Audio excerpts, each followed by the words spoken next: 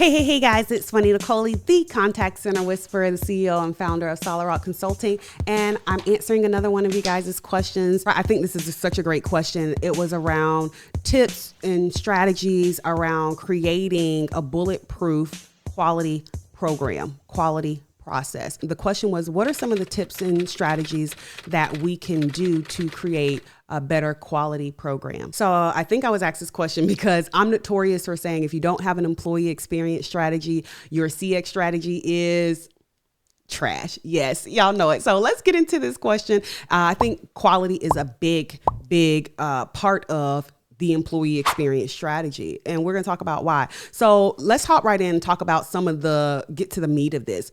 Tools, strategies. One of the tools that I think you should absolutely have when you are wanting to improve your quality or create a quality program, improve your quality processes, is a call monitoring software. Okay. So back in the day, you used to have to sidejack. I know I look too. Okay. But let me know in the comments if you remember sidejacking. Okay. I'm not even going to tell you what it is. Okay. No, you didn't go, rob nobody. I'm not talking about that. Sidejacking in the call center. Tell me if you know what I'm talking about. But nowadays with call monitoring software, so that you can listen in real time, you can observe the interaction real time, or once the interaction is over, so you can listen to it either real time or record it. The reason you're going to want to be able to do that from when we think strategy perspective is so that obviously you can be able to provide real time feedback, right? Think how dope that would be as an employee. Going back to employee strategy, think how dope that would be if I'm on a call and I'm struggling as a new hire or even as a senior rep and I'm having an issue and you are able to detect this and say, hey, oh yeah, transfer them here. Or, hey, what they're asking about is this new policy. We didn't get a chance to update the job aid yet. So go ahead and tell them this. That's dope, right?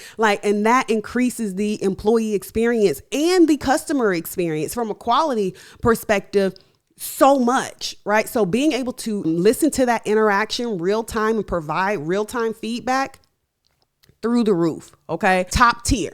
Okay, you're giving top tier as a customer service company or as a contact center with a quality process. You're giving real top tier. Second reason you want to have call monitoring is for performance. So you can be able to track and measure key performance metrics such as call duration, script adherence. Did you adhere to the script or not? If there was one, that kind of data and that kind of insights is going to be invaluable. Now, strategy. Don't just go out here implementing call center or call monitoring software just all willy-nilly. Nothing makes me twitch more. Like, you see this twitch, huh?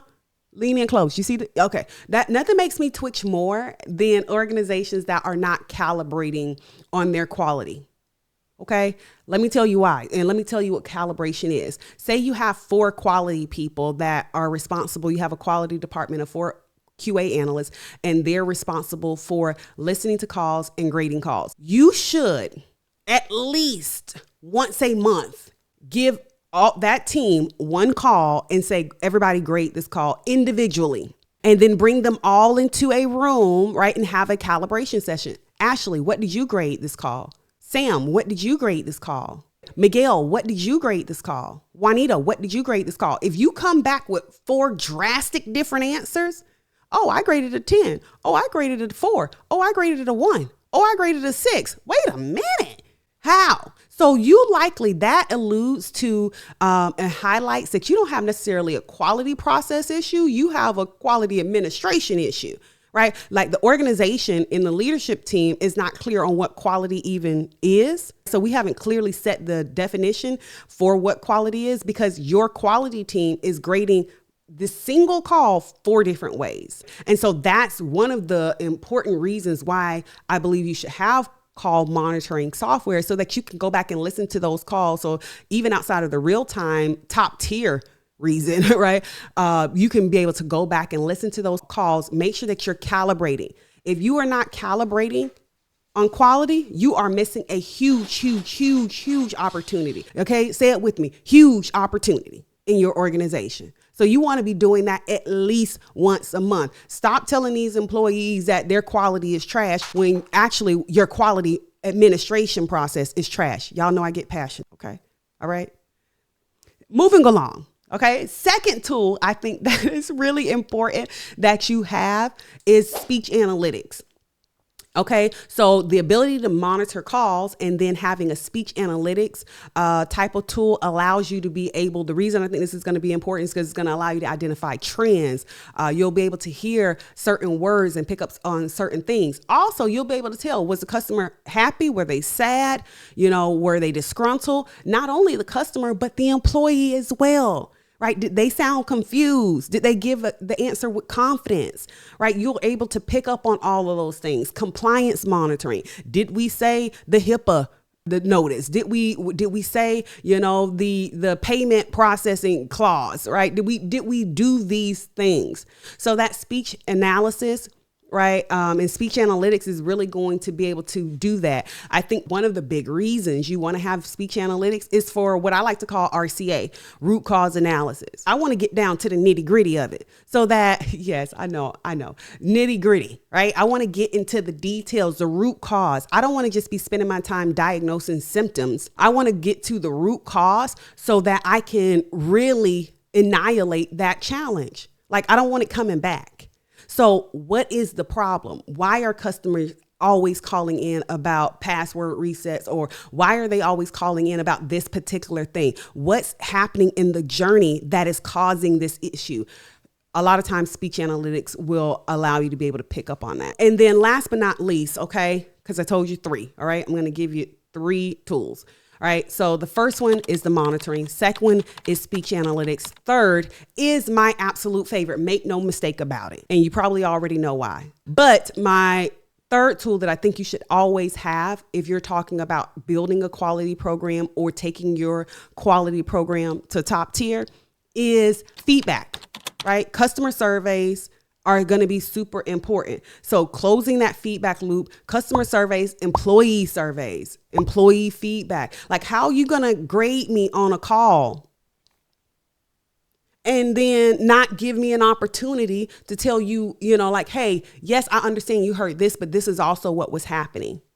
Right. This is the context. This is the environment in which I was working on. This is the information. This is the blah, blah, blah, blah, blah. Because a lot of times the employee has so many insights, right? And you're just seeing one side of the equation. You're just listening to the audio or you're looking at the screen of what was happening, but you weren't there and you don't understand that, oh, they had a, prior engagement or a prior interaction, they got transferred that call in. Now, if you have really, really good software, you will know this, right? You'll know that this is part 2 of an interaction, right? But I digress. We're not talking about the actual tool specifically. If you want to know which tools do which things, right? Of course, you can always contact us, right? We'll walk you through those things.